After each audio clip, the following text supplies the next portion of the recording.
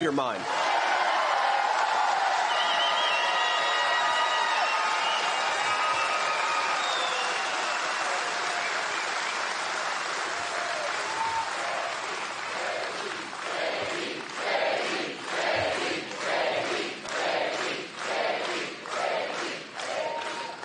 Now, I think the reason why Kamala is so obsessed with censorship is because her economic record is not something she wants to debate.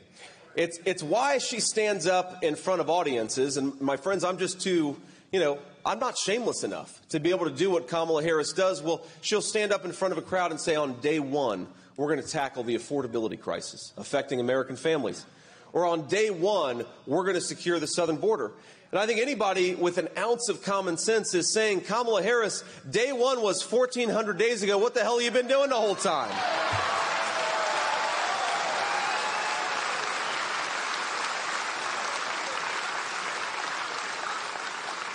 But think about where her economic policies have led for Wisconsin families. The average Wisconsin family is spending $1,000 more per month to afford what they could have afforded when Donald Trump was president. The average Wisconsin family has been cost almost $30,000 by increased costs because of Kamala Harris's inflationary policies. Wisconsin families are paying more than $3 a dozen for eggs. They're paying the highest milk and bread prices that we've seen in this state in a very, very long time. The reason Kamala Harris is running away from her record and attacking Donald Trump is because she hasn't done a damn thing for the people in this room, and we can't let her forget it.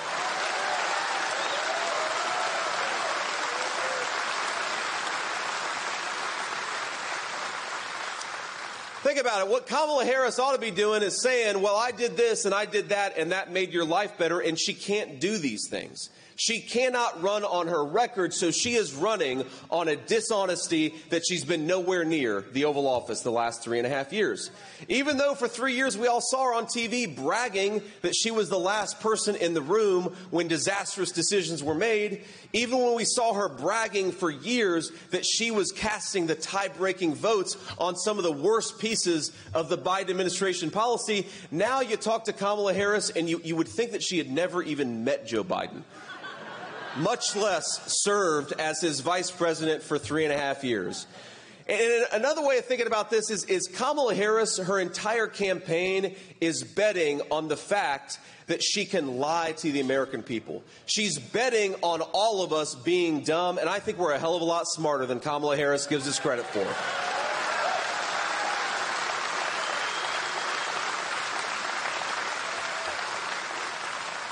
We remember that Kamala Harris cast the tie-breaking vote on trillions of dollars of new spending.